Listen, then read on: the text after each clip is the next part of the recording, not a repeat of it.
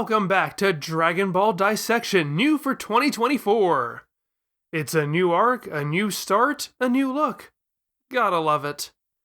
We are technically starting the Super number 17 arc, but things are a little bit weird. We have something of an orphaned episode to start with. Actually, I suppose we have two of them, but the next one is a totally different story, in more ways than one. For what we're looking at today, it's another Tenkaichi Budokai. What number? I don't know, but it's here.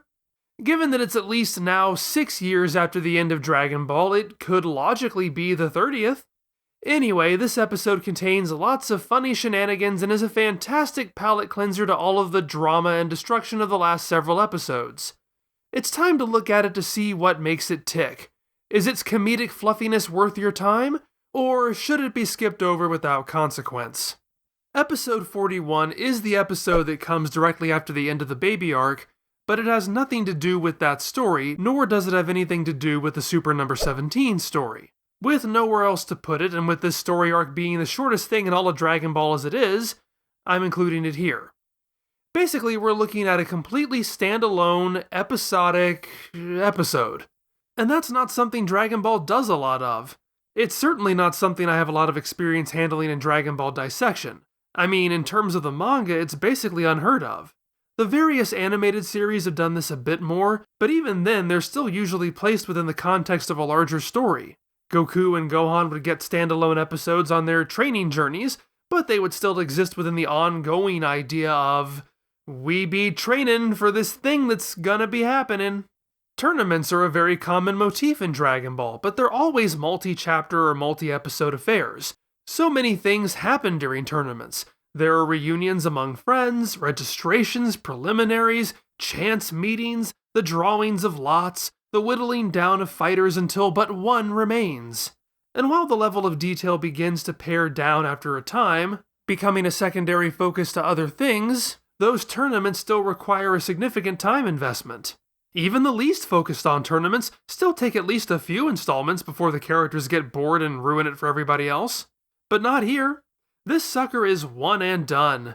We only ever meet a handful of competitors, no fight lasts longer than a minute or two, the content is skimmed past to an absurd degree. But you know what? That's okay.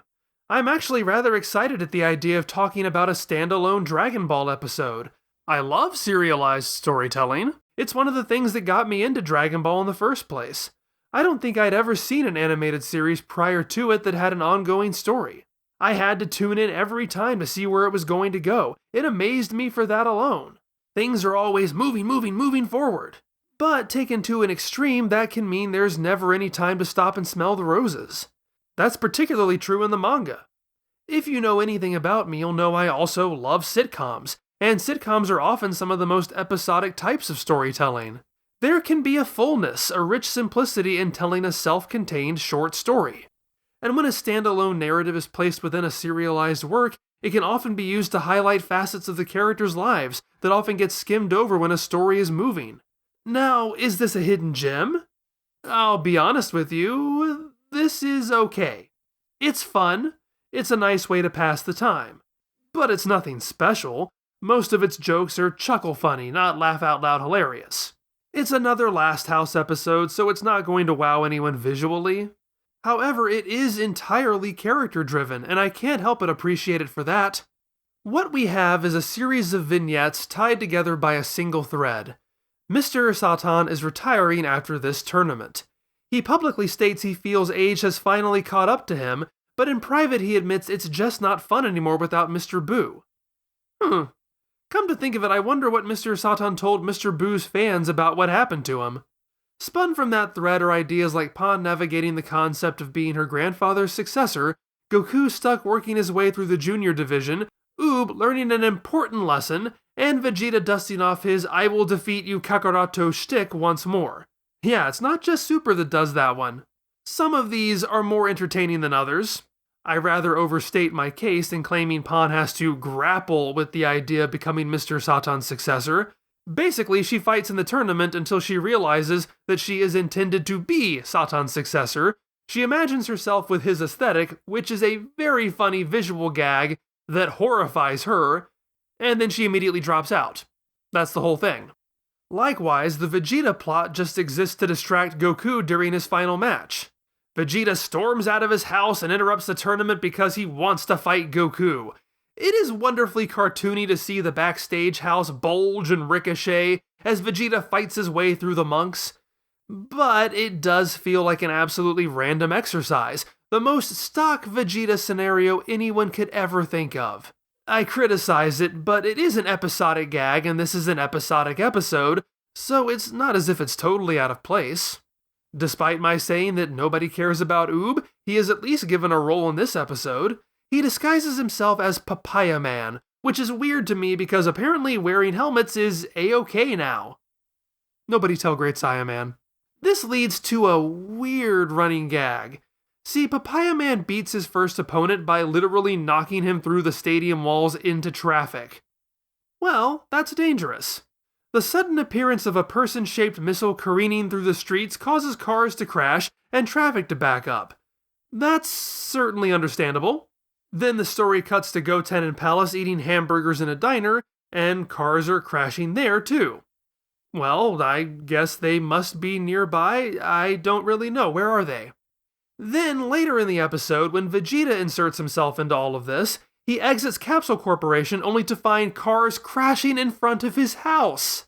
The establishing shot shows cars all over the vicinity backed up and smoking. What is going on? Why are all these cars crashing? The Budokai is on an island. Papaya Island, hence Papaya Man. Capsule Corporation is not on this island. It's on a totally separate continent. Did Vegeta just murder these people? What's going on? What's the joke? The Goku plot is a lot more fun and involves fewer random car crashes, although since the Vegeta plot exists in service to the Goku plot, I can't say it has no car crashes. So apparently a junior division has returned despite it having been abolished for the 28th Budokai, and Goku finds himself in it due to his child body. When he confronts Mr. Satan about it, Mr. Satan insists it's a height thing. If he was only 1 centimeter taller, he'd be in the adult division with Pan. Okay, here's a point I'll concede to the GT is 10 years later camp. Pan's inclusion in the adult division fits better if taken that way. In that case, a year after the start of GT, Pan would be 15, which would make her inclusion with the adults consistent with the previously established cutoff point. Well, except Trunks' opponent, Idasa, is stated to be 15, so it seems the cutoff point is on the other side of that line, given that Pan still probably shouldn't be eligible, but it makes more sense than someone who is roughly 10. Then again, this is a new, different junior division, and Mr. Satan is going on about height rather than age. And it really doesn't matter. As the other characters deduce, this is Mr. Satan trying to manipulate an outcome wherein Pan has to face him. And this is delivered by Kuririn grabbing Goku's butt. I don't really understand this. Nobody reacts like Kuririn smacked Goku on the booty. It's not done for any joke or purpose. I can only assume that the characters were lined up in such a way that that's just where Kuririn's hand naturally reached, and Last House didn't want to redraw it so that it was a more natural slap on the back, so they just went with it and hoped nobody noticed. But I did. Anyway, Goku takes all of this in stride. That is to say, he takes the being a kid thing in stride, not the butt thing. You know what I mean. He's just happy to be here, basking in the memories and the chance to have fun fighting. The other children are terrified of him, as they should be. It is interesting that the episode opens on the crowd chanting Goku's name, and this is on his first match. You could argue that Goku is lost in his own fantasy, however, fame has never been what he has sought. Do they remember him from previous tournaments? If so, does no one question why he's a child now when he should be an oldish man? Is it possible that the people of the world remember him as that weird kabuki guy who transported them to another planet and saved the world? If so, that's wonderful. It's about time Goku gets the credit he deserves. In order to better structure the payoffs of the episode, this tournament alternates between the junior and adult divisions, rather than proceeding with them one at a time as they did in the 25th Budokai. There, the junior division was treated as a silly little exhibition to get out of the way before the real stuff begins. But, you can't screw Goku over that badly, so here each final match is back to back. He's up against Magure-kun, who is... well, actually, I think he's me as a kid. Magure is not having a good day. Not only is he up against the Son Goku, but then this crazy guy shows up and let's just say the bodies hit the floor. It's raining men! Goku assures Vegeta that he'll fight him as soon as he's done showing this petrified child a glimpse of the afterlife. But it just might be Magure's lucky day after all. Magure completely loses it and tries to run out of the ring sobbing. But Goku is so distracted by Vegeta that he doesn't notice, and Magure almost knocks him out of the ring. Well, no use letting a lucky break go to waste. Magure seizes on the only chance he'll get, stepping on Goku's fingers and finally tickling him to get him to give up the ghost. See, GT doesn't stand for Goku time, he totally loses. This is Dragon Ball MT, Magure time. Still, I don't know how fair this is. Apparently the tournament is now operating on the Brady Bunch's everything counts when you're building a house of cards rules, which even includes sabotage from a third party. Nice to know that if I ever find myself in the Dragon Ball world and make a huge bet on a match, I can just break into the tournament grounds and harass that person's opponent until they lose. But this is still hilarious. Before I move on to the ending, I want to point out that this episode has a weird oral fixation. It just loves cutting to all the characters licking giant lollipops in tandem. It's a bit odd, but as a running gag, it makes far more sense than random vehicular catastrophe. There is one spot where this episode ascends to true greatness, and that is its ending. With Pan having quit, Papaya Man easily defeats Ebichiri to become the champion, which means he now faces the super champion Mr. Satan in the latter's final match before retirement. This is not at all what Mr. Satan was hoping for. He expected Pan to win. And unfortunately for him, Oob never got the memo that Mr. Satan is a bit of a fraud, and so starts beating the ever-loving crap out of this elderly man in front of the entire world. For everyone who is still bitter about Mr. Satan stealing all the credit in the Cell and Boo arcs, who have been dying to see this egomaniacal huckster get his comeuppance, Dragon Ball GT should be your absolute favorite thing in the world.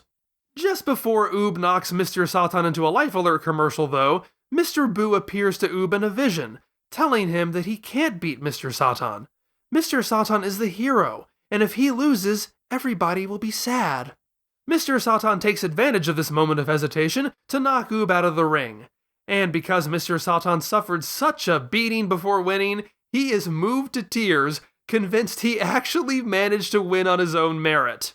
He believes that he still has more to offer the world and decides not to retire after all. Somehow, this sequence goes from hilarious and horrifying to heartwarming. I've made it no secret that I feel the humor in Dragon Ball GT does not often land. It tries to emulate Toriyama's twisted irreverence, and instead sails straight past dark humor into unpleasantly cruel. This time, though, they totally nail it, turning elder abuse into amazing comedy. Who knew they had it in them? And it's just so clever. Mr. Satan has made a career out of tricking people into believing he's stronger than he actually is. Now, when someone manages to pull the wool over his eyes, it's to trick Mr. Satan into believing he's stronger than he actually is. Poor Oob is just lying on the ground, confused by the whole thing. All the characters congratulate him for being so nice, and all Oob can do is try to convince them that, no, the weird marshmallow dude who possessed me without my consent distracted me. You gotta believe me, I wanted to win! And so everybody has been sufficiently duped, tricked, and screwed over. It's great. And we end on a joke of Goku being too hungry to fight Vegeta. And Vegeta, for his part, finds this amusing and doesn't murder everybody this time. Well, he might have murdered those people, I'm not entirely sure. Again, what is this car pile-up joke? Since that was relatively brief, I want to raise an idea that's been rattling in my head for a while. It seems particularly appropriate to bring it up now. So, hi. Now, in December when I was talking about Goku's adventures in Sugoroku space, I said this. But it does come away feeling like filler in a show that technically doesn't have any. I feel as though many fans would agree if I were to apply that same sentence to the content covered in this video. Should it though? What do we even mean when we talk about filler? Well, traditionally it refers to anything used to fill space, in many contexts to pad out a substance or food with lesser quality ingredients. The term eventually wound its way into media discourse as well. Wiktionary defines that filler as material of lower cost or quality that is used to fill a certain television time slot. Usually though, when we talk about filler in an anime that is adapted from a manga source, we are referring to material that does not originate from the adapted work. Those Goku and Gohan be trainin' moments I referred to earlier? Those are episodes that don't exist in the original Dragon Ball. They are there to pad for time so the manga can always stay sufficiently ahead of the anime. They're filler. But you might be able to see a difference between those two definitions. Lower quality can be qualitative, subjective. Who is to say what is of lower quality? Well, me, of course. But you don't have to believe me or agree with me. Conversely, scenes not present in the original work is factual, objective. That Gohan crying over a robot is not in the original Dragon Ball manga is not my opinion, it's not debatable, it just is. I've always been more comfortable with that latter definition because of that solid and arguable objectivity. Whenever I would do a DBD TV installment and tell you, we're going to look at filler today, I've never intended that as a pejorative, as a judgment. I'm just saying what it is. But the nature of Dragon Ball GT, and arguably even Dragon Ball Super, blurs that line back into the qualitative argument. What qualifies as filler? What did I even mean last year when I said that Sugoroku space feels like filler? I can at least easily answer my own rationale. I said that about Sugoroku space because the events come and go and are barely commented on. That's a common trait of filler episodes. In classic animated Dragon Ball, since the adapted storyline is recreated very faithfully, that means those new elements often stand out because of the lack of consequences they have. They can't really affect anything because the original storyline has to remain intact. In other words, filler tends to be standalone, episodic. Unfortunately, I've seen that sentiment taken to what I feel is an extreme, where fans will criticize any installment that doesn't explicitly further a serialized storyline by referring to it as filler. That seems especially true in recent years, now that much of television has become fully serialized. I feel that can be a bit reductive. Even in serialized works, smaller episodes can highlight character or focus on an idea important to a storyline. And in terms of pacing, sometimes it really helps to step back for a minute and breathe.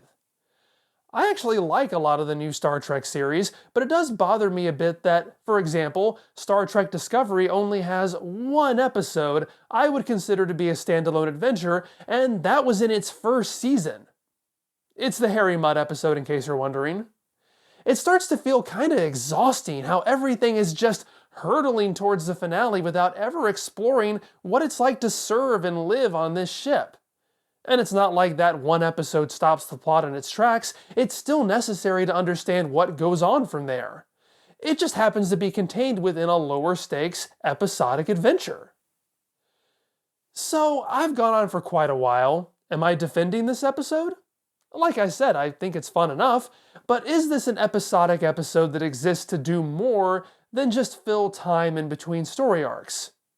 Well, it does give Oob something to do, but it's animated by what at the time is probably the weakest studio to work on the series, which takes it away from more important episodes.